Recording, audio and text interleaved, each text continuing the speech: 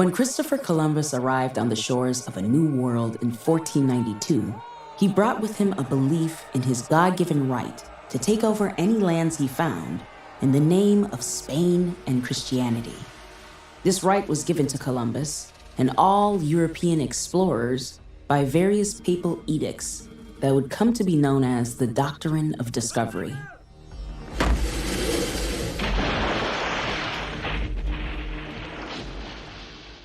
It's hard to overstate the impact the Doctrine of Discovery has had on the world in the last 500 years.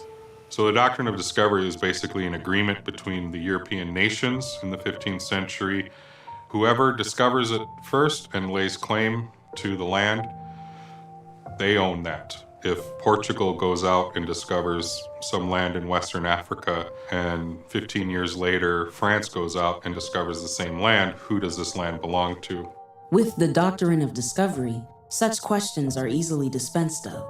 It essentially starts out as this peace agreement between European nations, but really what it becomes is the theological authority to enslave non-Christian people and also just to strip their land of all the resources. Any movable or immovable good now belongs to the crown.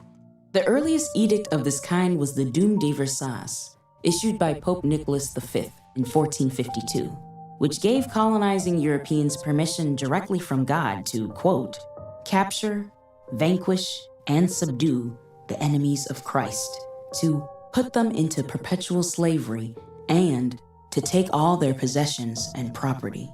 That papal bull is kind of the birth of white Christian relationship to Native people, to indigenous people. One of the things it did was it allowed people, white people or non-Native people, non-Indigenous people, to put themselves on a higher level of their relationship with God.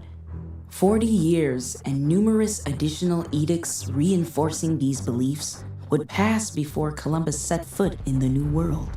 By the time Columbus arrives in the Western Hemisphere in 1492, the thought that these people he's encountering are made in the image of God doesn't even enter into his consciousness at that point, because for 40 years now, the church and these European nations have been operating under the understanding that these are not people. It's like any other resource. You can do what you will with it. And we as natives kind of point to this as the foundation for all of the atrocities that take place with so-called discovery and imperialism, because we were not seen as human. We were seen as barbarians. We were resources to either be enslaved and utilized or removed entirely. The Doctrine of Discovery was both a political and religious document, sanctioning centuries of slavery, genocide, and other atrocities worldwide. Even now, its tenets remain embedded in modern society. The very fact that I have a piece of paper that says that I own this house and the lot that it's on, my right to own that is rooted in the Doctrine of Discovery. In the 19th century, a series of Supreme Court cases updated the Doctrine of Discovery from the age of exploration to the time of westward expansion. In the 1823 case of Johnson versus McIntosh, the court ruled unanimously that natives did not own the land that they occupied, as it belonged to the European nation that discovered it. That ruling provided the groundwork for westward colonial expansion via the land rush, the pioneer spirit, and the belief in manifest destiny. Manifest destiny being the belief that white settlers had a right, imbued by God, to claim all the lands of the continent, from the Atlantic to the Pacific.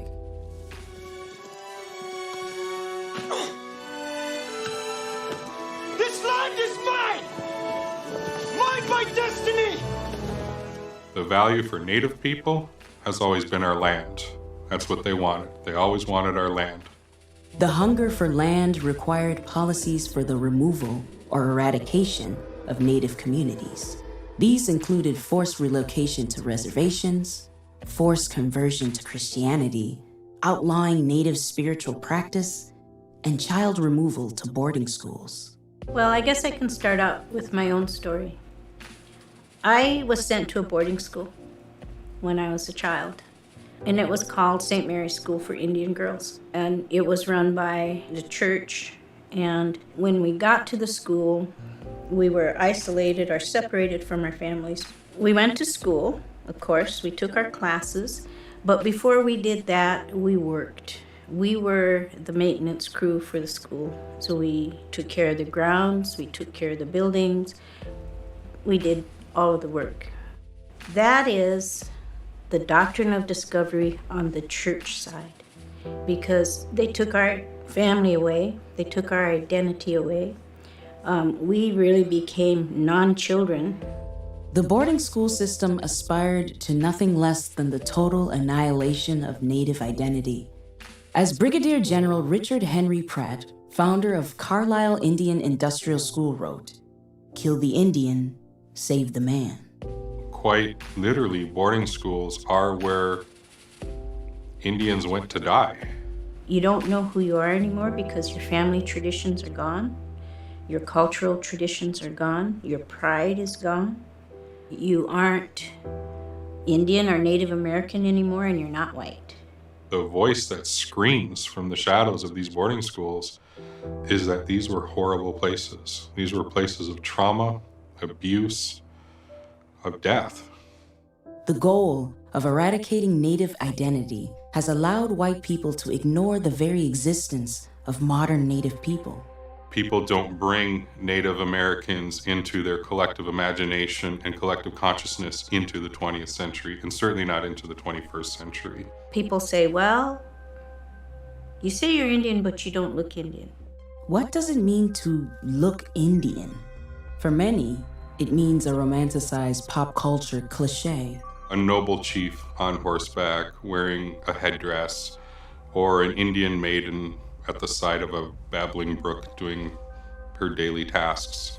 The failure to imagine contemporary Native people has left American culture dangerously uninformed. Now listen up. These are our seats now, and there ain't a damn thing you can do about it. So why don't you and Super Engineer find yourself someplace else to have a powwow, okay? I would say it probably happens twice a year where someone will say, I seriously thought that the Native people had all died out, that there were no Native people anymore. The erasure of Native identity in America and in Christianity has left all of us looking at an incomplete image of the world. When we ignore cultures, erase authentic identities, we ignore part of God's creation.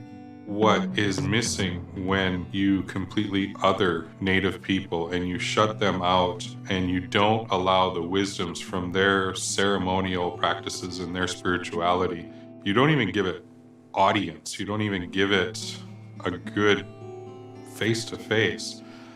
You're missing so much. You're missing rootedness, you're missing connection.